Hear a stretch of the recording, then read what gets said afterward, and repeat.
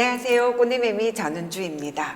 제가 쓴 책들인데요. 초간단 생활놀이와 그리고 웰컴 투 그림책 육아 영어 그림책의 기적인데요.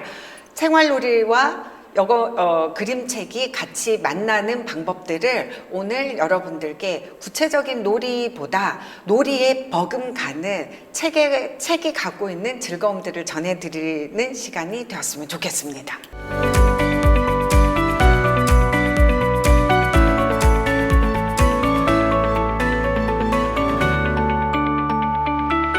그림책을 읽으면 뭐가 좋을까? 오늘 이 자리에 같이 계시고 방송 보시는 분들은 아마 우리 아이가 그림책을 잘 읽었으면 좋겠다, 좋아했으면 좋겠다, 그런 소망들 다들 갖고 계실 거예요. 그런데 왜 우리 아이가 그림책을 좋아했으면 좋겠는지 가슴에 손을 얹고 생각을 해보시면 아마 뭔가 그림책이, 독서가 공부에 도움이 되지 않을까? 이런 기대를 하시는 분들 많으실 거예요. 물론 그림책과 독서가 공부에 굉장히 큰 도움이 되는 건 사실인데요. 그렇다고 해서 그림책이나 그림책, 독서가 가지는 장점이 공부에만 두기에는 다른 장점들이 너무너무 크고 많습니다. 정확하게 얘기하자면 공부의 왕도가 그림책이 아니라, 독서가 아니라 공부의 왕도는 관계예요. 아이가 자기가 원래 공부는 자기가 알아서 하는 거잖아요. 자기가 공부를 할 때, 그런데 공부를 하기 싫어지거나 혹은 공부하는 과정에서 힘들어졌을 때 어디에 내 마음을 두고 갈 것인가. 그거는 사실 나를 지원해주고 나를 응원해주는 사랑하는 사람들과의 관계에 기대어서 공부뿐만이 아니라 공부를 비롯한 세상 사는 어려움들을 극복해 나가는 일들이 너무나도 많잖아요. 그 관계를 만들어주는 시초가 아기들과 미취학 어린이들과 또 취학 어린이들, 심지어 우리 자신들까지도 그림책 독서를 통해서 나갈 수 있는 어떤 관계의 힘을 얻는 것으로서 그림책 독서를 여러분들한테 추천드리고 싶습니다. 어린이에게 그림책이 미치는 지적이나 정서적인 효과에 대해서는 사실은 이미 다 알고 계실 거예요. 이미 다 알고 계시고, 제가 이 자리에서 말씀드리고 싶은 것은 4차 혁명 얘기 요즘 많이 하잖아요. 4차 혁명에서 도대체 그림책은 무슨 역할을 할 것인가? 도대체 그렇게 미디어가 발달하고 디바이스들이 여러 종류들이 있는데 새삼스럽게 종이로 만든 그림책을 또 봐야 되나? 종이책으로 만든 책이기 때문에 봐야 한다는 말씀을 드리고 싶어요. 왜냐면 요즘 아이들은 정말 톡 하나 보낼 때도 이모티콘으로 자기 감정 표현하는데 너무 익숙하고 5학년만 돼도 이 유튜브 같은 걸로 수행평가하고 자기를 표현해야 하고 프레젠테이션 할 때 이미지 잘 다뤄야 됩니다. 이미지를 내가 잘 표현하는 것도 중요하지만 외부에서 들어오는 이미지를 잘 해석하는 능력도 중요하죠. 이런 것들이 전부 다 비주얼 리터러시인데요. 그림책만큼 아이가 어렸을 때 확실하게 무의식 속에, 뇌 속에, 피 속에 그 비주얼 리터러시의 능력을 넣어줄 수 있는 게 뭐가 있을까 싶어요.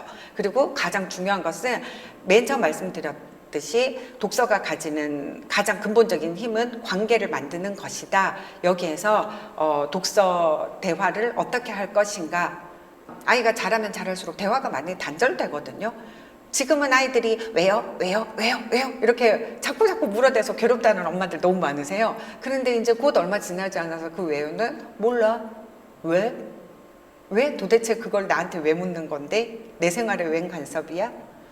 왜요 대신에 또 다른 왜가 들어옵니다. 그 시절이 되었을 때 어쩌면 더 크게 힘을 발휘할 수 있는 것이 그림책을 읽으면서 아이와 나누는 대화, 그 대화가 자리 잡게 만드는 계기, 그것으로 그림책이 제일 큰 힘을 갖고 있는 것 같아요. 혼나지 않게 해주세요. 이 책 같은 경우에는 이 책을 통해서 말 안 하던 우리 아이가 얘기를 시작했어요 라는 분들이 굉장히 많으세요. 어떤 책인가 한번 볼까요? 혼나지 않게 해주세요. 이 아이는 늘 자기가 혼난다고 생각하는 아이예요. 엄마는 일하다 가끔 늦게 와. 그럴 때 나는 동생이랑 놀아줘. 하지만 내 동생은 나랑 놀 때면 꼭 삐져. 이렇게 종이 접기 말고 더 예쁘게 해달라고. 시끄러, 오빠한테 대들래. 자기는 동생한테 잘 놀아준다고 놀아줬는데 동생은 자기가 놀아주는 게 마음에 들지 않고, 이 오빠의 심정은 이래요. 내가 화를 내면 동생은 바로 울어버려. 그리고 엄마가 올 때까지 계속 울어. 어떨 때는 울음을 그쳤다가도 엄마가 오면 다시 울기 시작해. 그러면 엄마가 집에 늦게 왔는데 오빠랑 동생이랑 울고 있으면 엄마가 무슨 소리 하겠어요? 엄마가 너는 또 울렸니? 너는 이러고 혼나죠. 그러면 이 아이가 속으로 생각하는 거예요. 놀아주다가 그랬다고. 너는 숙제도 안 했니? 이 시간까지. 놀아주다가 그랬다고. 하지만 그런 얘기를 입 밖에 내지 않아요. 왜냐면 그런 얘기를 해봐야 엄마가 아유 변명은 이렇게 나온다는 걸 뻔히 아니까. 이 아이는 속으로 생각합니다. 나는 맨날 혼나. 나는 집에서도 혼나고 학교에서도 혼나. 이 그림 보면요, 이 아이가 지금 선생님한테 혼나고 있어요. 왜 혼나냐면 친구한테 이렇게 사마귀를 보여줬다가 친구가 무서워 사마귀 이러는 바람에 선생님이 너는 친구를 괴롭히다니 이런 장면 같아요. 여기에서 사실 아이들의 표정과 선생님의 표정을 보면 제일 놀란 건 이 아이죠. 이 아이가 친구 놀라라고 끔찍해하라고 사마귀 보여주는 표정일까요? 아니요, 저 아이는 지금 야 사마귀는 머리 이렇게 돌아간다 이런 얘기 하고 싶었을 것 같아요. 친구한테 신기한 곤충 보고 좋아서. 그러면 그 옆에 지금 왜 또 혼나는 상황일까요? 급식 당번인가 봐요. 친구에게 반찬 많이 덜어주다가 선생님한테 혼나고 있어요. 야 그럼 뒤에는 어떻게 먹어? 뭐 이런 얘기가 아마 오가고 있겠죠. 그런데 얘는 그러면 왜 친구에게 저 반찬을 많이 줬을까요? 너 다 먹고 배 터져 죽어라? 그런 거 아니고 친구 표정을 보면 이 아이는 이 반찬이 친구가 좋아하는 반찬인 거 아는 거죠. 그래서 너 많이 먹어 하고 줬는데 아직 애기니까 골고루 나눠야 한다는 생각은 못해서 선생님을 기겁시킵니다. 이러다가 진짜로 친구와 싸우기도 합니다. 오늘 쉬는 시간에 마사오와 다케시가 축구를 하면서 나를 끼워주지 않는 거야? 그래서 내가 물었지. 왜 나를 안 끼워줘? 그랬더니 이러잖아. 넌 규칙도 모르고 네 멋대로만 하니까 끼워줄 수 없어. 나는 잔뜩 약이 올라서 말했어. 아 그러세요? 나야말로 너희가 놀아달라고 사정해도 같이 안 놀 거야. 그러고는 마사오를 발로 뻥 차고 다케시에게 주먹을 한 방 먹였지. 그랬더니 둘이 으악 울음을 터뜨리잖아. 참 이런 경우에 이 일의 시종을 물어봐야 되는지, 어쨌든 주먹을 썼으니 네 잘못이야 이렇게 말해야 되는지. 엄마도 선생님도 괴롭죠. 청소년들하고 책 읽을 때 가장 많이 반응하는 장면이 사실은 이 장면이에요. 이 장면에서 어디에 반응을 하냐면요, 저기에 선생님이 애들이 또 싸워 하고 걸어오실 때 저쪽에 스님 쟤네들 저기에 있어요 하고 가르쳐주는 저 친구의 굉장히 반응을 많이 합니다. 이런 것들 꼭 있어요. 이렇게 반응하거든요. 아이들은 그림책을 읽으면서 이게 그림책 얘기가 아니라 자기 얘기라는 것을 모르고 그림책 얘기인 줄 알고 자기 얘기를 굉장히 많이 해요. 우리 반에 이런 애도 꼭 있어요. 그때 누가 이래가지고 내가 되게 곤란했고, 그리고 혹은 이곳에서 자기 모습을 보기도 하죠. 아, 나는 선생님한테 선생님 헤매지 말라고 지금 길 안내 빨리 해드렸는데 이게 밖에서 보면 이런 식으로 보이겠구나 깨닫기도 하고요. 그리고 나를 때렸던 아이가 혹은 내가 저 말을 했을 때, 그리고 내가 때린 것이 남들이 보면 이 아이들이 했던 나한테 먼저 가했던 어떤 말로 때리는 게 딴 사람들 눈에는 보이지 않겠구나, 이런 것들을 이 장면에서 아이들은 다 각자의 인생대로 각자의 생각대로 읽어냅니다. 학교에서는 쉬는 시간에 큰 소리로 노래를 부르다가 또 혼났어. 좀 조용히 해!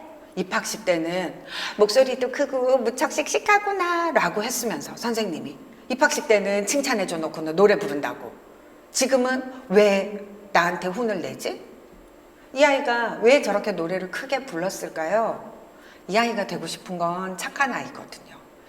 자기가 생각해 보니까 자기가 칭찬을 들었을 때는 노래를 크게 불렀을 때예요. 이 아이가 노래를 크게 불렀던 이유는 어쩌면 좀 조용히 해 저게 아니라 목소리도 크고 무척 씩씩하구나 이 말을 듣고 싶어서 노래를 부른 건지도 모르겠어요. 어떻게 하면 혼나지 않을까? 어떻게 하면 칭찬받을 수 있을까? 나는 나쁜 아이일까? 초등학교 입학해서 얼마나 좋았는데, 1학년이 돼서 얼마나 신났는데, 주변 사람들의 시선이 무섭고 떨려서 아이가 지금 이불을 덮어쓰고 있어요. 이랬던 아이가 어느 날 학교에서 선생님이 각자의 소원을 써서 나무에 매다는 행사를 한 거예요. 그럴 때 이렇게 씁니다. 혼나지 않게 해주세요. 이거 보면 이제 같이 읽는 애들이 꼭 그런 소리 하죠. 글자 틀렸어. 이 혼나지 않게 해주세요 라는 소원을 보고 선생님께서 찔끔 눈물을 흘려요. 아, 선생님이 너한테 혼을 내기만 했구나. 그러고 그날 저녁에 엄마한테 전화를 해요. 예소원이 혼나지 않는 거래요. 그러고 보니 제가 혼을 많이 냈습니다. 어머니는 어떠세요? 아마 이런 대화가 오갔을 것 같은 전화 끝에 엄마가 아이를 안아줘요. 이 안아주는 이 집의 풍경을 자세히 보면요, 아빠가 안 보여요. 맨 처음부터 그 얘기 나오죠. 엄마는 가끔 일을 하다가 늦게 오는 집이고, 때로는 이 엄마는 큰아이에게 둘째 아이를 맡겨야 되는 그런 엄마입니다. 그 엄마가 맨날 너한테 혼을 내기만 했구나. 너희들은 엄마의 보물이란다. 이렇게 얘기를 해주면서 아이를 안아줘요. 그랬더니 이 아이가 동생이 부러운 듯이 쳐다보잖아. 그래서 나도 내 동생을 안아주었지. 이렇게 얘기를 해요. 동생이 나를 부러운 듯이 쳐다보잖아. 그래서 오늘은 엄마가 나 안아주지. 이렇게 얘기하지 않는 거예요. 그렇게 얘기하지 않고 나도 동생을 안아주었지. 이렇게 얘기하고 이 아이가 그날 밤 이렇게 얘기합니다. 하느님 고맙습니다. 정말 고맙습니다. 오늘 하늘만큼 땅만큼 행복합니다. 앞으로 더 착한 아이가 되겠습니다. 그런데 이 아이 아까 전에 이불 어떻게 쓰고 있었는지 기억나시나요? 이렇게 이불 덮어 쓰고 있었죠. 그런데 지금은 이불을 발로 차고 배 내놓고 자고 있어요. 왜냐면 이 아이는 오늘 밤에는 안심하거든요. 이렇게 자고 있으면 내가 이불 발로 차더라도 엄마가 와서 어이구 이놈아 배 내놓고 자면 감기 걸려 이러면서 이불 다시 토닥토닥 덮어줄 거 알고 내가 사랑받고 있다는 확신을 한 날은 아이들이 꼭 사고를 쳐요. 어쩌면 아이들이 치는 사고나 아이들이 하는 어떤 도발들이 사랑받고 있다는 증거일지도 모르겠어요. 혹은 사랑해 달라는 이야기일지도 모르겠어요. 그림책을 보다 보면 엄마에게도 그림책이 말을 걸거든요. 그래서 엄마들도 아 이게 이랬구나 아이의 마음을 알게 되고 아이도 이 아이의 입을 빌어 이 상황을 빌어서 자기의 이야기를 굉장히 쉽게 할 수 있어요. 보통 집에 왔을 때 아이들이 유치원 갔다가 집에 왔을 때 오늘 무슨 일 있었어? 그러면 몰라 하거나 아니면 엄마의 대답과 상관없는 대답들을 막 주절주절 함으로 해서 엄마가 제가 말귀를 못 알아듣나 이런 고민을 하게 하는데요. 너 오늘 어땠니? 네 생각은 어때? 네가 주인공이라면 어떨 것 같아? 이 다음에 어떻게 될 것 같니? 이런 질문에는 애들이 잘 대답하지 않는데요. 이야기거리를 많이 만들어주는 그림책과 함께 할 때 아이들이 스스로 입을 굉장히 많이 열어요. 그걸 통해서 우리가 아이들과 마음을 나누고 같이 즐거운 시간을 보낼 수 있고 그렇게 해서 보낸 시간의 힘이 쌓여서 우리가 그토록 바라는 잘 크는 아이, 잘 되는 아이, 좋은 아이가 된다는 거를 기억을 해주셨으면 좋겠어요. 그런데 우리 집에는 그림책 싫어해요. 그림책 좋은 줄 알겠고 같이 보면 좋겠는데 우리 집에는 그림책 싫어해요. 이런 고민들 되게 많이 하세요. 그럴 때 제가 첫 번째로 권하는 게 어떤 거냐면 책이 이제 그림책을 포함한 어떤 종류의 책이든 학습의 도구 이거를 읽고 나서 뭔가를 내가 해내야 되는 것으로 인식하지 않도록 재미있는 책을 권해주라는 말씀 되게 많이 하거든요. 엄마들 심정은 양육자 심정은 꼭 그렇잖아요. 네가 그토록 만화를 봐야 된다면 학습 만화를 보거라. 그렇게 해서 천자문 가르쳐주는 만화 책을 사주지만 아이는 거기에서 천자문을 보지 않고 그 천자문을 주고받기 위해서 하는 피슝 큐 쾌 으악 이런 것들을 더 열심히 보잖아요. 어쩌면 그러면 그 책을 사준 의미가 없는 건가? 부모는 천자문을 익히기를 바라는 마음으로 그 책을 사줬는데 아이가 피싱 흉 이것만 본다면 그 책은 그러면 그 역할을 제대로 못한 걸까요? 아니요, 그 과정 통해서 책이 재밌는 거구나.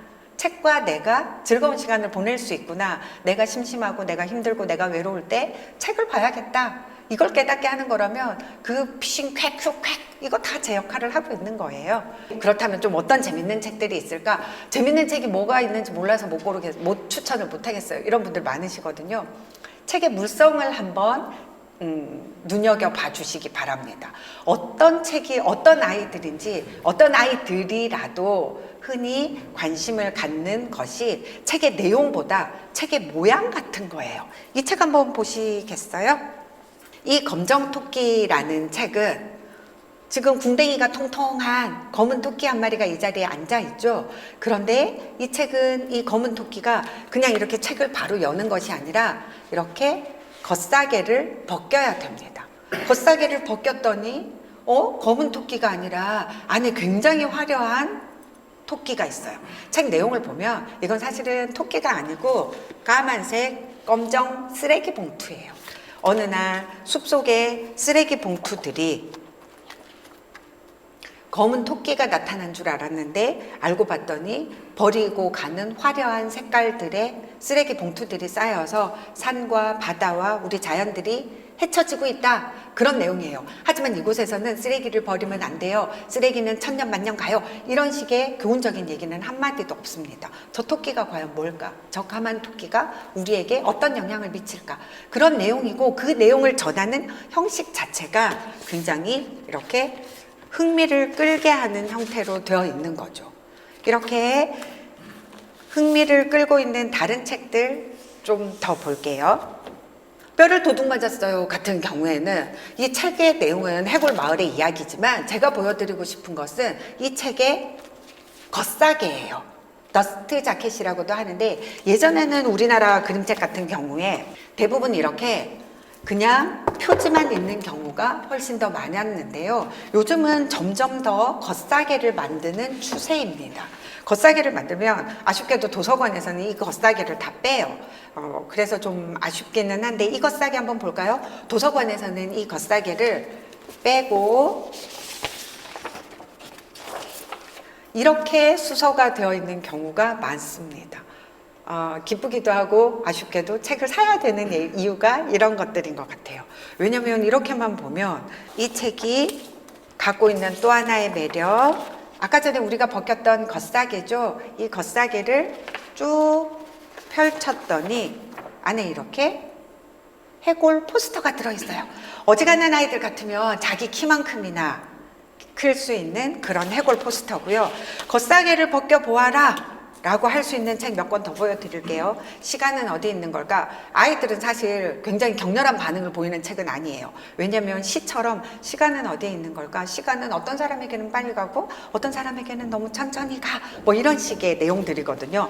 그런데 그림책을 볼 때 한 가지 더 팁. 보통 이렇게 시작을 해서 바로 그림책 내용으로 들어가는데요. 대부분의 그림책들은 뒷면지도 굉장히 신경을 쓰고요. 그리고 뒷면지랑 연결된 경우들도 요즘은 점점 더 늘어나고 있어요.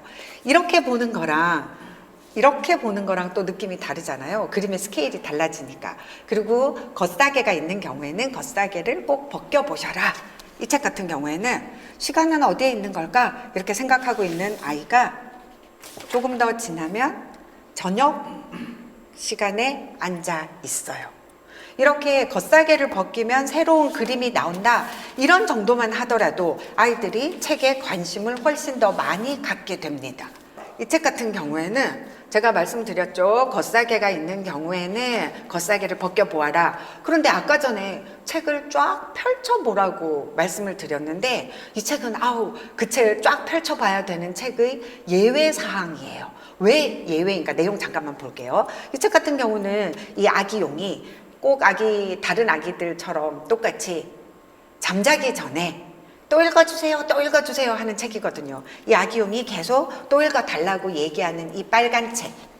이 책의 겉사계를 이렇게 벗기면 이 아기용이 읽어달라고 하던 책이 바로 이 책이라는 걸 알게 됩니다. 이 책의 내용은 아기용이 계속 잠잘 시간에 안 자고 엄마한테 또 읽어주세요 하다 보니 엄마가 읽어주다가 먼저 잠이 들거든요. 그래서 애가 화가 났어요. 또 읽어달라고 하는데 왜 안 읽어주는 거야? 애가 화가 나서 후 하고 입김을 불을 내뿜어 버렸어요. 그랬더니 어떻게 될게요? 이렇게 책에 구멍이 뻥 나버렸습니다. 이 책 같은 경우에는 처음부터 엄마가 양육자가 어른이 그림책을 읽어주면서 맞아, 그림책은 쫙 펴서 보여주라고 했지, 이런 마음으로 이 책을 쫙 펴서 보여주게 되면 중요한 내용을 스포하게 되는 거죠. 그러니까 읽어주기 전에 그 책의 특성이 어떤 건지, 줄거리가 어떤 건지 미리 보고 가면 더 좋겠죠. 아이들은 거룩한 책에 구멍이 나 있다는 이 자체만으로도 너무 좋아해요. 겉사기인지 띠지인지 도대체 이것을 무엇이라고 말해야 할까 하는 장치들을 하는 책들이 점점 늘어나고 있어요. 이 책 같은 경우에는 커다란 손입니다. 어버이날 선물로 굉장히 많이 사시는 책이라고 해요. 왜 이 책이 어버이날 선물로 나갈까? 어린이날 선물이 아니라 그림책인데. 보세요. 커다란 손입니다. 지금 어떤 남자가 손으로 이 지금 이렇게 하고 있는 모습이죠. 이게 이 책의 띠지이고요. 이 띠지를 이렇게 벗기면 아버지였어요. 이 아버지가 커다란 손으로 안고 있는 것이 자기의 아이라는 이야기고요. 이거는 거의 글자가 없는 책입니다. 아빠가 이렇게 보살펴 줬더니 나중에 그 아이가 커서 아빠한테 똑같은 보살핌을 준다는 그런 내용이에요. 아빠가 돌봐줬더니 이 아빠가 나이가 들고 그리고 이 아이가 커서 어른이 되었을 때 자기가 받은 사랑을 그대로 되갚는다는 이런 내용인데요. 근데 그림책은 제가 말씀드렸다시피 굉장히 많은 대화를 이끌어내는 중요한 매체라는 말씀을 드렸잖아요. 제가 이 그림을 안 보여드렸군요. 책의 물성을 살펴보자 라고 하면서 도대체 책의 물성이 뭐야? 책을 이루고 있는 여러 가지 요인들을 살펴보자는 말씀입니다. 책은 보통 이렇게 한 책이 있을 때 여기를 책 등이라고 합니다. 왜냐하면 책을 꽂았을 때 여기가 보이기 때문에. 이건 등이고 마주대고 있는 여기는 배예요. 그리고 앞표지, 그리고 이 표지와 안에 있는 속지, 내용을 연결하고 있는 부분을 면지라고 해요. 그런데 이런 부분들을 대부분의 독자들은 처음 책을 읽을 때 표지가 이렇게 생겼군 하고 책을 넘기고 바로 내용으로 들어가거든요. 그런데 책의 물성을 살피면 책에 훨씬 더 가까워질 수 있다는 얘기는 이렇게 이 책의 어떤 기능적인 부분들도 자기의 창작의 바탕으로 표현하고 있는 작가들이 굉장히 많이 늘어나고 있기 때문에요. 어떤 이런 면지, 겉사계, 속지, 띠지 이런 것들도 다 살펴보자는 그런 얘기고요. 아까 전에 제가 보여드렸던 이 커다란 손, 이 손을 제가 어느 교감 선생님들 연수하는 데 가서 읽어드린 적이 있어요. 그랬더니 한 분이 50대 교감 선생님 한 분이 뒤에서 그런 말씀을 하시는 거예요. 저 책 너무 좋아요. 어떤 부분이 그렇게 좋으세요? 그랬더니 효도가 셀프잖아요. 그렇게 얘기를 하는 거예요. 보통 아들이 사랑받았으면 어른이 돼서 이 보살펴 드리는 돌봄 노동은 아내의 것이 되기 쉬운데 저 책은 받은 아들이 직접 하네요. 너무 좋아요. 이렇게 얘기를 하시는 거예요. 다 각자 자기 인생대로 읽습니다. 그림책은 읽으면서 아까 전에 말씀드렸다시피 혼나지 않게 해주세요에서 싸웠던 아이는 싸운 아이의 마음으로 그 책을 읽고요.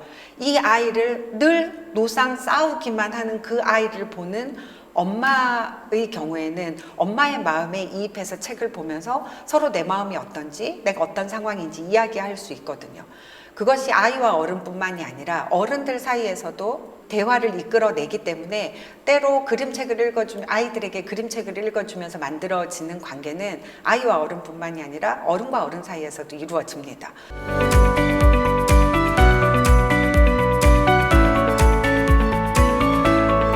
면지에서 의미 찾기. 아까 전에 제가 면지가 표지와 속 내용을 연결하는 부분들을 면지라고 한다고 말씀드렸잖아요. 그 면지도 내용들이 굉장히 많습니다. 예전 같았으면 여기가 그냥 단색으로 책을 연결하는 기능적인 역할만 하는 경우가 많았어요. 그런데 이 책 같은 경우는 이 면지에서 이 이야기의 첫 부분을 보여줘요. 어느 날 할머니들이 아쿠아로빅이라도 하나 봐요. 수영장에 갔을 때 따라간 한 남자아이의 이야기거든요. 그 남자아이가 돌아오면서 하는 이야기고, 그리고 이 사건이 다 끝났을 때 이건 뒷면지입니다. 뒷면지에서 아까 전에는 수영장 속에 있던 할머니들이 수영장에서 수영이 서툴러서 이렇게 벽을 잡고 있어야 했던 사람들이 인어가 되어 자유롭게 수영할 수 있는, 헤엄칠 수 있는 이 상황이 되기까지 어떤 일이 있었는가가 이 그림책의 내용이거든요. 아까 전에 봤던 커다란 손 한 번 더 볼게요. 이 책 같은 경우에는 앞면지에서는 아빠가 아이의 유모차를 끌어주고 있어요. 그러고 나서 이 내용은 아까 전에 말씀드렸죠. 이렇게 아이가 커서 유모차에 타고 있던 아이가 커서 뒷면지에 가서는 아버지의 휠체어를 미는 아들이 됩니다. 그 사이에 있었던 일들. 어떤 경우에는 이 그림책의 뒷이야기가 실리기도 하고요. 이 앞면지, 뒷면지에. 어떤 경우에는 이 이야기를 이해하는 데 있어서 더 많은 정보를 주는 그런 얘기를 담기도 합니다. 그런데 제가 오늘 보여드릴 앞면지, 뒷면지에도 의미가 있다. 이렇게 해서 보여드릴 책은 반달 출판사에서 나온 고구마 구마예요. 이 책의 앞면지는 이렇게 생겼습니다. 이 책의 앞면지는 지금 고구마 밭이에요. 이 고구마 밭에서 고구마를 쑥 뽑아냅니다. 한 줄기에서도 굉장히 다양한 고구마들이 나오고 있어요. 커다란 고구마, 꼬불꼬불한 고구마, 작은 고구마. 이게 이 그림책의 내용이에요. 한번 볼게요. 고구마는 둥글구마, 고구마는 길쭉하구마, 고구마는 크구마, 고구마는 작구마, 고구마는 털났구마. 이렇게 고구마들이 자기에 대해서 얘기를 해요. 그렇지만 나중에는 이렇게 하지만 우리 모두 속이 빛나구마. 자, 이제 맛있게 먹자구마. 목매구마. 탄 것도 만나구마. 찐 것도 만나구마. 삶은 것도 만나구마. 이런 내용인데요. 빵 뀌었구마. 고구마 먹고 속이 불편했나 봐요. 빵 뀌었구마 했더니 쓰러지는구마. 고구마들이 아이들이 이런 코드 너무 좋아해요. 이렇게 토하는 거, 빵 뀌는 거. 아, 우리 아이가 어떤 책을 좋아하는지 모르겠어요 라고 할 때 토하는 거, 싸는 거, 뀌는 거 이쪽으로 가면 10중 8구는 성공한다는 거. 쓰러지는구마, 독하구마, 미안하구마, 덕분에 속은 편안하구마. 그러는데 제일 작은 고구마가 있었어요. 이 고구마는 제가 지금 몇 페이지 못 보여드려서 이 작은 고구마가 모든 페이지에 나왔다는 거를 말로 전하게 돼서 너무 아쉽습니다. 왜냐하면 각각의 페이지에서 어떤 고구마는 크구마 할 때 저 아주 작은 고구마가 나는 작구마, 작아도 고구마구마 끝없이 자기를 얘기하거든요. 고구마들이 삶은 것이 맛있구마, 찐 것이 맛있구마 할 때 다른 고구마들은 큼직큼직해서 다 찌고 굽고 이렇게 먹어지는데 요리가 되는데 그때마다 저 제일 작은 고구마는 빠져요, 요리에서. 왜냐면 저거 구워봐야 무슨 맛이 있을 것이며 저거 쪄봐야 무슨 배가 부르겠어요. 그래서 늘 옆에서 그릇 밖에 있거든요. 못 참겠구마 하고 저 고구마가 물속으로 도망갑니다. 냄새를 피해서. 이제 끝이구마. 끝이 아니었어요. 쌍났구마. 이렇게 끝납니다. 그리고 뒷면지는 아까 전에 봤던 앞면지랑 똑같은데? 그런 생각이 드시나요? 실물로 한번 볼까요? 앞면지 이랬고요. 뒷면지 이렇습니다. 아니, 조금 전까지 보여주던 앞면지 뒷면지는 뭔가 변화가 있고 이야기가 있는데 이 고구마 구마에서 앞면지 뒷면지는 아무 얘기도 없잖아요. 작가 북토크를 간 적이 있어요. 그때 이 책을 쓴 사이다 작가님이 해준 이야기인데요. 이 앞면지의 고구마밭과 뒷면지의 고구마밭은 완전히 달라요. 어떻게 다르냐면 앞면지의 고구마밭에서 이렇게 고구마를 쑥 뽑아냈고요. 요리가 이루어질 때도 여기 작은 고구마 있죠. 요리가 이루어지는 내내 너무 작아서 한 번도 요리 그릇 속에 들어가지 않았던 작은 고구마가 물속에서 싹을 내어서 새로운 고구마들의 엄마가 된 장면이래요.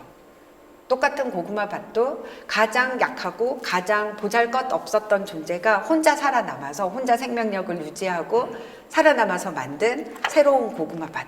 이렇게 생각하고 나면 아, 내가 나의 고구마 밭을 만들 수 있겠구나. 그리고 우리 아이들도 각자의 고구마 밭을 만들 수 있겠구나. 이런 생각이 들어서 저는 이 책이 내용도 너무 재밌지만 이 면지를 볼 때마다 마음속에 울컥하고 올라오는 것들이 있더라고요. 그런 느낌들을 여러분들이 아이들과 읽으면서 많이 나누셨으면 좋겠습니다.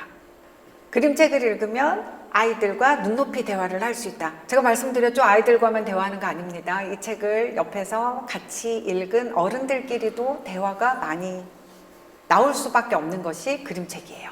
잊었던 아이의 마음을 기억해내고 공감할 수 있다. 그리고 그림책을 읽으면 아이와 어른 모두에게 나와 타인에 대한 이해를 돕는다. 그림책의 가장 큰 장점 중에 하나가 질문을 던지는 것 같아요. 어떻게 살고 있니? 너는 괜찮니? 이런 질문을 아이뿐만이 아니라 어른에게도 던집니다. 그래서 타인에 대해서 이해할 수 있고 나 자신에 대해서 더 잘 이해할 수 있는 거, 그런 장점을 갖고 있고요. 그림책을 더 재밌게 보는 방법. 제가 그림책의 구석구석 물성을 살펴봐라 이런 말씀 드렸는데요. 두 번째 힌트는 도쿠놀이를 해보라는 거예요. 그런데 이 도쿠놀이가 흔히 보통 생각하시면 그런 생각 많이 하시잖아요. 책을 읽고 나면 그 책에서 나오는 어떤 등장인물이나 상황을 미술놀이로 재현한다든지 연극으로 재현하는 거, 이런 정도로만 생각하기 쉬우신데요. 언제 우리가 뭐 무슨 놀이 선생님도 아니고 그런 놀이 다 해주시려고 스트레스 안 받아도 되세요. 왜냐하면 책은 책 그 자체로 즐거움과 감동을 갖고 있기 때문에 책의 파워만 믿고 그냥 가셔도 되세요. 그렇다면 도쿠놀이 어떤 거? 제일 손쉽게 할 수 있는 것 중에 하나가 유튜브 보는 거죠. 유튜브 보는 거 하나 같이 볼까요? 여러분들 이 범 내려온다 제목 들으니까 생각나는 유튜브 하나 있으시죠? 어쩌면 많은 분들이 찾아보셨을 거예요. 앰비규어스 댄스 하는 거. 그게 수군과 판소리의 한 부분이라는 거 여러분들 알고 계셨죠? 이게 그림책으로 나왔습니다. 범 내려온다 이렇게 나왔는데요. 아이들 판이에요. 그런데 여러분들 궁금하지 않으세요? 도대체 수군가라면 자라가 토끼 간 찾아서 육지에 올라왔던 얘기 아닌가? 거기에 언제 범이 나왔었지? 이런 생각 안 드세요? 도대체 저기에 범이 왜 내려오는 거야? 토끼를 찾으러 와서 자라가 큰 소리로 외치거든요. 토선생 어디 있나요? 하고 외치는데 밖에 나와서 이렇게 긴장도 되고 이렇게 떠느라고 좀 잘못 불렀어요. 토선생, 호선생 이렇게 부른 거예요. 아니 세상에 누가 나를 선생이라고 불러? 누가 호선생? 누가 날 들어 선생이래? 산속에 누워있던 호랑이가 정신이 번쩍 나서 세상에 나를 선생이라고 부르는 저 예의 바른 것을 내가 만나러 가주마 하고 범이 내려오는 요 장면입니다. 범 내려온다. 범이 내려온다. 깊은 소나무 골짜기를 지나 큰 짐승 내려온다. 자기 보고 선생님을, 남들은 다 피하고 도망가는데 자기한테 선생님이라고 했다고 해서 이 범이 지금 얼마나 신나서 내려오는지 저 표정 좀 보세요. 너무 신나서 내려오고 있습니다. 쿵쿵쿵쿵 우르르 산이 울리고 골짜기가 흔들렸어. 저렇게 신나게 내려왔더니 아니 나를 선생으로 모시겠다는 사람이 호랑이가 내려와 보니 아무것도 없고 말라 비틀어진 쇠똥 같은 것만 있었어. 이런 내용이거든요. 근데 그렇다면 이제 호랑이와 마주선 자라가 어떻게 이 공경을 헤쳐나갈 것인가? 그게 이 그림책의 줄거리고요. 그림책의 구석구석을 보자. 글씨체도 한번 보시겠어요? 쿵쿵쿵쿵 우르르 이 장면에서는 글씨체가 우리 옛날 옛책에 나오는 그 서체이고요. 줄거리가 진행되는 산이 울리고 골짜기가 흔들렸어. 이 부분의 글씨체는 다릅니다. 우리 판소리를 다루고 있는 부분과 이 폰트가 굉장히 어울린다는 그런 생각 들지 않으세요? 폰트 하나하나, 글씨체 하나하나도 책의 주제와 분위기를 살려서 진행되고 있다는 거. 그리고 그거를 찾아서 본다면 훨씬 더 책 보기가 즐거워집니다. 그렇다면 이렇게 책이랑 관련된 유튜브 찾아보고 아이들하고 무조건 디지털 매체나 이런 것들 피하기만 할 것이 아니라 그 디지털 매체와 이 책을 어떻게 연결시켜서 보여주고 같이 관계를 맺어 나갈 것인가, 이것도 되게 중요한 것 같아요. 그렇다면 조금 전에 범 내려온다도 그렇죠. 토선생하고 호선생하고 불러서 호랑이가 내려오는데 왜 갑자기 또 범이 내려온대? 그러면 아이와 얘기할 수 있겠죠. 호랑이와 범은 뭐가 다를까요? 그거 같이 찾아보시면 됩니다. 지금 들으시는 분들 중에 호랑이랑 범이랑 뭐가 다른지 다들 아시나요? 그거 하나는 한자어고 하나는 우리말인가? 호랑이가 한자어인가 우리말인가? 다 헷갈리시죠? 그런 것들 사전 찾아보시고 같이 인터넷 검색해 보시면 그거 자체가 다 너무 훌륭한 도쿠놀이에요.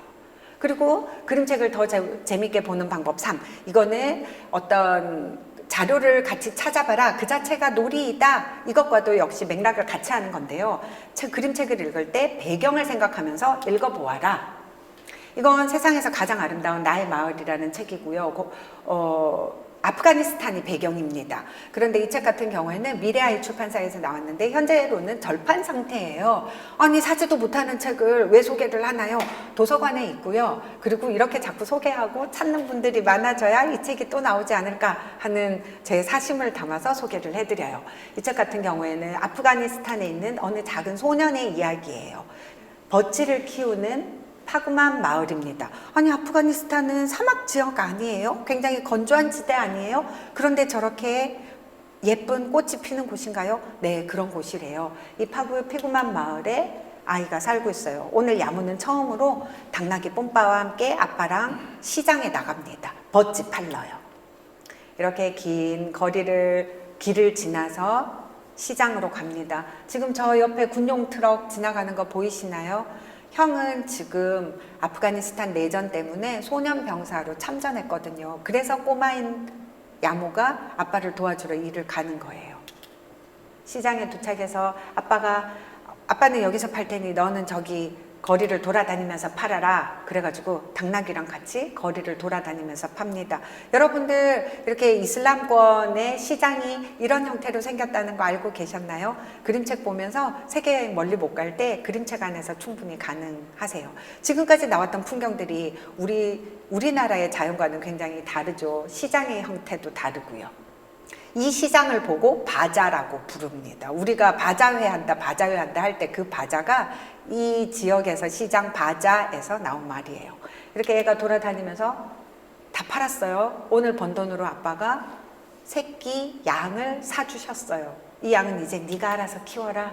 얘가 가면서 얘기해요. 아빠 모두 우리 양을 쳐다봐요. 야모는 가슴을 쫙 펴고 걸었습니다. 아침에 갈 때는 내가 과연 잘 팔 수 있을까? 시장에서 내가 어떻게 장사를 하지? 하고 갔던 아이가 자기에게 주어진 역할을 다 해내고 그리고 양을 사서 돌아가는 길에는 피곤해서 이렇게 더 쭈그러들어야 할 것 같은데 어깨를 쫙 펴고 걸어갈 수 있게 만듭니다. 그런데 이렇게 가서 요 다음 페이지에 그런 장면이 나와요. 형 빨리 와. 형 빨리 와서 우리 집에 새로 생긴 가족을 봐야지. 이렇게 끝나고 모든 페이지를 덮었을 때 마지막에 이렇게 쓰여 있어요. 그해 겨울 마을은 전쟁으로 파괴되었고 지금은 아무도 없습니다. 야모의 형은 봄이 되어서 돌아온다고 했는데 봄이 되면 제대할 수 있다고 했는데 돌아왔을지 없을지는 모르겠지만 돌아왔을 때 고향은 없어진 거죠. 이런 책을 읽을 때 아니 도대체 그렇다면 아프가니스탄이 어떻게 생긴 나라인지 도대체 형은 어떤 전쟁에 나갔던 건지 이런 것들 인터넷에 아프가니스탄 내전 이렇게만 쳐도 사진 자료들이 쭉쭉 나오거든요. 요렇게 생긴 형이 나갔겠죠. 야몬의 형이 요렇게 생기지 않았을까요? 지금 군인들이 마을을 내다보고 있는데 마을을 내려다보고 있는 이 사진이 조금 전에 봤던 이 풍경과 너무나 비슷하지 않습니까? 제가 다시 풍경 보여드릴게요. 어쩌면 저 마을일지도 모르겠어요. 아까 전에 야모와 아빠가 낙타가 지나가는 길을 군용 트럭 지나가는 길을 터덜터덜 걸어서 시장으로 갔죠. 그 길과 너무 닮았습니다. 그리고 아빠가 돌아오던 길 이런 길들을 지나서 야모가 갔던 시장, 이 시장 풍경 붉은색 건물이 있고 양들이 많이 있는 걸 보니 저기가 양시장이죠. 저기가 이렇게 폐허가 되고 책을 읽으면서 아이와 책을 통해서 뭔가 지식을 전달하려고 하는 것보다 이 책의 배경이 어디라고? 아프가니스탄이 어디에 있다고? 이게 아프리카에 있어? 아니면 아시아에 있어? 이런 거 물어보면 애가 정말 너무 그림책 싫어하게 되겠죠. 많은 양육자분들이 그림책이니까 아이가 이해할 만한 책이니까 그림책에 넣겠지 이렇게 생각하시고 5살, 6살한테도 그런 거 되게 많이 물어보시는 거 많이 봤거든요. 지구가 잡아당기는 힘을 뭐라고 한다고? 중력. 중력이라고 몇 번 얘기했어. 태양계 안에 있는 별 얘기, 태양계 안에 있는 거 3개만 얘기해봐. 지구는 몇 번째? 이런 것들 되게 많이 물어보세요. 그런 것들을 전달하지 말아라, 가르치지 말아라 하는 얘기가 아니고요. 그걸 책을 통해서 전달하지 마시고 책 읽고 나서 책을 가지고 아이와 얘기를 하면서 확장되는 그 안에 정보를 전달하시면 훨씬 더 효과적이라는 그런 팁을 전달드려요. 그러고 나서 또 많은 분들이 그런 고민도 하세요. 정말 그림책을 읽어야겠어요. 그런데 그러면 전집을 살까요? 단행본을 살까요? 이런 고민들 너무 많이 하시거든요. 그러면 전집을 많이 보시는 분들은 나는 단행본에 무슨 책이 있는지 몰라서 못 사겠어요 라고 하시고, 또 단행본을 많이 보는 분들은 전집은 어떤 기획에 의해서 나오다 보니 비슷비슷한 내용들이 많아서 한 권 한 권 자기 개성을 갖고 있는 단행본들이 더 좋아요. 이렇게 해서 본의 아니게 단행본이냐 전집이냐 많이 의견이 갈리기도 합니다. 제가 추천드리고 싶은 것은 전집도 필요하고 단행본도 필요하다는 말씀을 드리고 싶어요. 전집은 예를 들자면 라디오 같은 거라고 생각해요. 혹은 음원에서 자동 재생되는 히트곡 릴레이 리스트?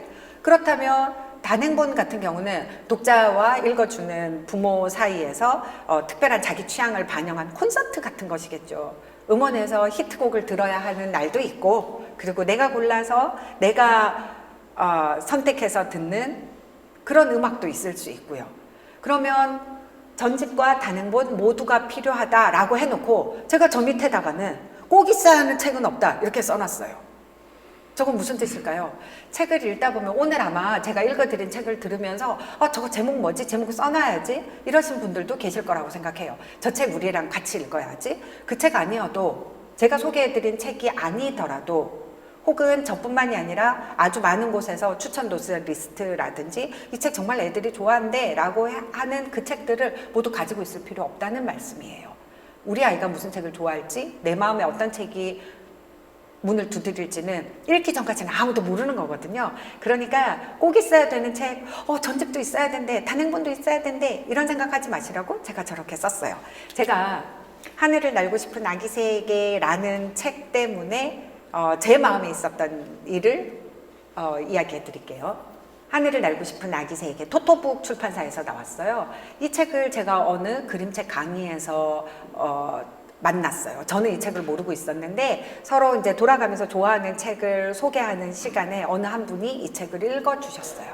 그런데 이 책을 읽는데 정말 너무 그 책을 갖고 싶더라고요. 저 책을 우리 아이에게 너무 읽어주고 싶다고 생각을 했어요. 남편에게도 읽어주고 싶고 나 자신에게도 읽어주고 싶고, 도대체 어떤 내용이길래 우리는 저마다 자기 방식대로 세상을 만난단다 이렇게 시작을 해요. 알에서 깨어져 나올 때 발부터 나오는 애도 있고 머리부터 나오는 애도 있고, 지난 일에 사로잡혀서 지금 어디로 가고 있는지 모를 때도 있어. 아까 전에 저렇게 발부터 나온 애인가 봐요. 얘 이야기인가 봐요. 지난 과정에서 머리를 못 깨고 나왔기 때문에 지금 저렇게 알을 덮어쓰고 걸어가고 있습니다. 넘어져도 괜찮아. 덕분에 알을 깨고 세상으로 나왔잖아. 내 눈을 가리고 있던 알이 깨어진 거는 내가 넘어졌을 때야. 부러워할 것 없어. 높이 뛴다고 다 하늘을 나는 것은 아니거든. 지금은 나보다 더 풀쩍 뛰어가는 저것이 지금은 나보다도 더 높은 곳에서 뛰고 있지만 사실은 뛰지 못하는 개구리라는 거. 내가 좀 더 크고 오히려 내가 더 높이 날 수 있다는 걸 아직 이 아기 새는 모르고 있으니까요. 이 장면에서는 무슨 말이 있었게요? 지금 아기 새가 질퍽질퍽한 진흙탕을 지나가고 있어요. 무언가가 너의 발목을 붙잡을 때도 있어. 자유로워지려고 애쓰다 보면 너도 모르게 날아오를 힘이 생길 거야. 네 발목을 잡기 때문에 그 발목을 잡는 것으로부터 벗어나려고 하는 노력이 너를 강하게 할 거야. 이 얘기를 너무나도 제 자신에게, 우리 아이에게 해주고 싶더라고요. 그래서 이 책을 찾아 헤맸는데 이 책을 사려고 했는데 이 책이 절판이더라고요. 이미 안 나온 지 오래된 상태였습니다. 그때부터 제가 정말 전국의 중고서적들을 돌아다닌 것 같아요.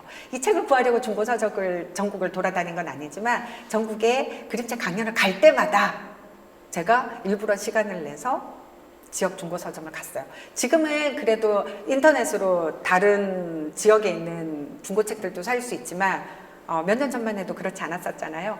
그래서 제가 돌아다니다가 어느 날 한 권을 구했어요. 너무 기쁘다. 그런데 이 책을 제가 태교 에세이, 그림책으로 하는 태교 에세이 책을 썼는데요. 맥주도 참을 만큼 너를 사랑하니까. 태교 강의를 4주간 한 적이 있었어요. 정말 금방이라도 아기가 태어날 것처럼 이렇게 배가 잔뜩 부른 임산부 독자께서 오셔가지고 사주를 너무 열심히 들어주셨어요. 그러고는 이 책을 읽었을 때 막 울더라고요. 너무 감동적이라고. 그래서 제가 큰맘 먹고 이 책을 선물 드릴게요 하고 드렸어요. 그러고 나서 다시 그 책을 찾아 헤매기 시작했는데 어머 세상에, 그 이후로 1년 반 동안 이 책을 만날 수가 없는 거예요. 그래가지고 속으로 약간 후회도 했어요. 내가 주지 말걸. 그분이 달라고 한 것도 아니었는데 내가 왜 줬을까? 우리 애한테 아직까지 10번 읽어주지도 못했는데 한 번 간신히 보고 애가 나중에 내가 읽을게 이랬었는데 다시 읽어주지도 못하고 선물했네. 이러고 나서 어느 날 반가운 소식을 들었어요. 토토북에서 이 책을 다시 내기로 했다는 거예요. 당장 10권을 샀습니다. 이것저것 선물도 하고. 그러고 나서 저는 그 책을 2번 다시 읽지 않았어요. 왜냐면 이미 내용을 다 알고 있기도 했지만 내가 저 책을 향한 마음이 소유욕이었구나, 그거를 깨달았어요. 여러분들도 그림책 육아를 하시고 책 육아를 하다 보면 밤이면 밤마다 인터넷에서 서점을 보고 다른 데서 추천 리스트를 보면서 굉장히 마음이 흔들리는 분들 많으실 거예요. 갖고 싶은 책이 너무 많고 우리 아이에게 읽어주고 싶은 책, 읽어주고 싶은 정도가 아니라 읽어줘야만 할 것 같은 책이 너무나도 많다고 느끼실 때 되게 많으실 텐데요. 그때마다 내가 읽어주고 싶은 건지 저 책을 읽고 싶은 건지 혹은 갖고 싶은 건지를 한번 생각해 보셨으면 좋겠어요. 물론 이 책 너무 사랑하고 지금도 너무 사랑하지만 예전에 그렇게 간절하게 갖고 싶었을 때만큼 이 한 문장 한 문장이 제 심장을 후벼 파지는 않거든요. 왜냐하면 내 책이 되었으니까. 저는 이 장면 제일 좋아합니다. 누군가가 막무가내로 돕겠다고 달려들 땐 단호하게 네 자신을 지켜야 돼. 네 삶의 주인은 바로 너니까. 이게 너를 잡아먹겠다고 달려드는 사람들이 아니에요. 너를 도와주겠다고 막무가내로 달려들 때 내가 너를 부리로 물고 휙 던져줄게. 그러면 네가 날아가는 걸 좀 더 쉽게 배우지 않겠니? 날 수 있지 않겠니? 그렇게 할 때는 단호하게 거절해라. 때로는 도와주려고 하는 마음들이 뜻은 감사하지만 내가 원하는 게 아닐 때는 그게 아니라고 말할 수 있어야 한다. 그런 교훈이 있어서 저는 너무 좋고요. 마지막으로 여러분들한테 이 페이지만 읽어드릴게요. 이 페이지 옆에 지금 속으로 한번 생각해 보세요. 저 페이지, 저 그림 옆에는 도대체 저 아기새에게 무슨 얘기를 해주면 좋을까? 무슨 얘기 해주고 싶으세요? 저 아기새가 지금 밤하늘 별을 바라보고 있어요. 아직까지 날 줄 아는 건 아닌가 봐요. 아직까지 날개가 약하죠. 꼭 별에가 닿을 필요 없단다. 그러나 매일 밤 별을 바라볼 때마다 넌 점점 하늘과 가까워질 거야.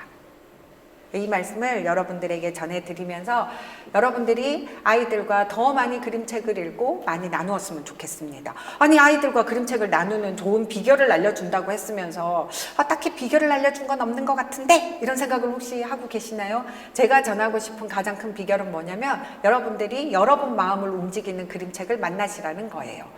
오늘 제가 소개해드린 그림책들을 보면서 하나라도 저 책 너무 좋아, 우리 아이한테 좋겠다가 아니라 나 자신에게 저 책 너무 좋아, 나한테 하는 말 같아 하고 내 마음을 움직이는 게 있다면 그 움직인 힘이 아이에게도 전해지거든요. 엄마가 좋아하는 책이 애들도 좋아하는 책이에요.